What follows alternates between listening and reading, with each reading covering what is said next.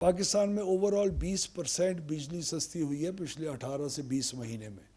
हमारे जो सबसे प्रोटेक्टेड कंज्यूमर्स हैं उनकी तकरीबन 35 से 40% अभी जो हमने क्रॉस सब्सिडी इंडस्ट्री की ख़त्म करके कुछ फिक्स चार्जेस बढ़ाए भी हैं 200 यूनिट वालों के ऊपर, 300 यूनिट के ऊपर, उसके बावजूद जो प्रोटेक्टेड कंज्यूमर हैं उनकी प्राइस की reduction has been these past 2 years।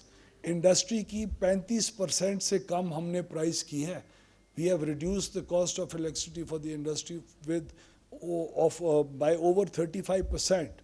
11.5 Saint के ऊपर ला के खड़ा किया आज हमने इंडस्ट्री की कॉस्ट को, जो मज़ीद एफिशिएंट होने की ज़रूरत है। डेट रीस्ट्रक्चरिंग का हम सोच रहे हैं, और जो पाकिस्तान का बैंकिंग सेक्टर है उसमें आज शायद मौजूद इधर नहीं है, लेकिन ये ज़फ़र मसूद साहब ने बहुत एक पॉजिटिव रोल प्ले किया। He got all the banks together. जो गवर्नर स्टेट बैंक हैं, उनके जो डिप्टी गवर्नर हैं, उन्होंने तमाम मीटिंग्स में पार्टिसिपेट किया। बैंक्स का शुक्रिया अदा मैं करना चाहता हूँ, तमाम बैंक्स का। इसने इस्लामिक फाइनेंसिंग के इस प्रोडक्ट को हमारे साथ बैठ के डिवाइस किया। फाइनेंस मिनिस्ट्री के ऑफिसर्स ने बहुत मेहनत की, उनकी सपोर्ट के बगैर ये हम आज इस स्टेज के ऊपर ना आ सकते। ये क्यों ज़रूरत हमने महसूस की? हमारा पीक जो बिजली का है वो बहुत ज़्यादा वो जी पीक ऑफ करता है। गालिबन 6-7-8 हज़ार जी मेगावाट हमारा तकरीबन कूलिंग लोड होगा गालिबन एसीज़ का, और जो पंखे का होता है। पंखे की एफिशिएंसी अगर तमाम पंखे एफिशिएंट फैंस पे ट्रांसफॉर्म हो जाएं और ट्रांसलेट हो जाएं, तो जिस तरह डॉक्टर साहब ने, क्लाइमेट चेंज मिनिस्टर साहब ने जी फरमाया, हमारी बिजली कम पैदा होने की ज़रूरत होगी, उसका जो कार्बन जो प्रिंट है, फुटप्रिंट है, वो रिड्यूस होगा, एफिशिएंसी आएगी, लोगों को सेविंग होगी। और ये एक ऐसी इन्वेस्टमेंट है जो हमारे कंज्यूमर को ज़रूर करनी चाहिए। इसका पे बैक पीरियड गालिबन तकरीबन कितना, 1.5-2 साल का है।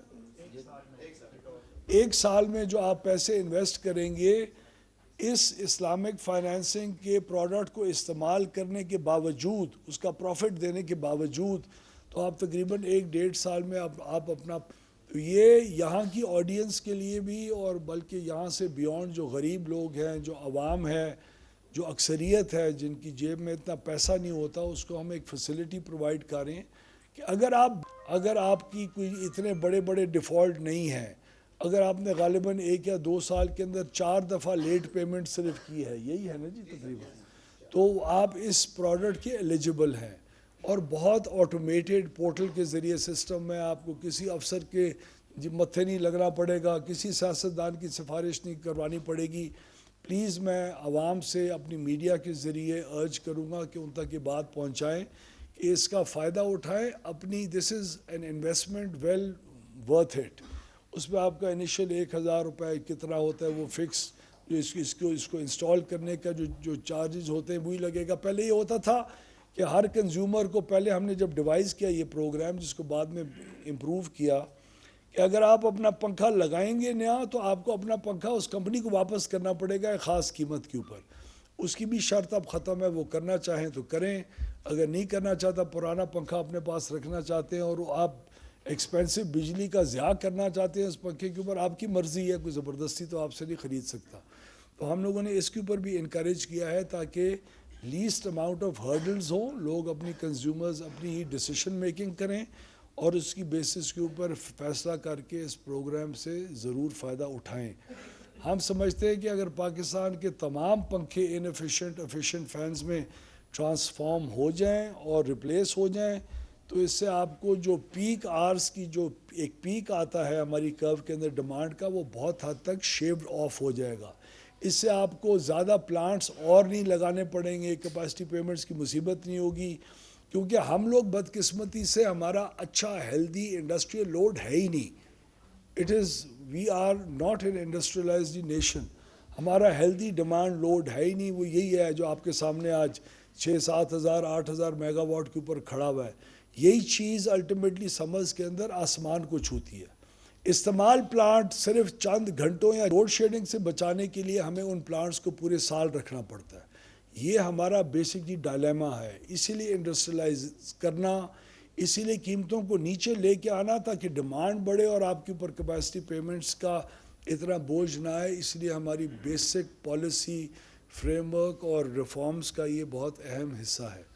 تو میں انہی الفاظ کے ساتھ کلائمیٹ چینج منسٹر صاحب کا خاص طور پہ شکریہ ادا کروں گا. انہوں نے آ کے ہمیں عزت بخشی. یہ ان سے ریلیٹڈ ہے, ان کے کلائمیٹ کا جو سے بہت اس کا ایک گہرا تعلق ہے. جتنی انرجی ہم کنزرو کریں گے, ہمارا کام صرف یہ نہیں ہے کہ بجلی سستی کریں, ڈیمانڈ بڑھائیں. ہمارا یہ کام بھی ہے کہ ان ایفیشینٹ, تاکہ یہی پلانٹس اگلے 25-30 سال کے لیے بھی آپ کے لیے کافی ہوں. چاہے آپ ایک اچھی گروتھ بھی اچیو کر رہے ہوں, اس کے باوجود آپ کو نئے پلانٹس لگانے کی ضرورت ہی نہ پڑے.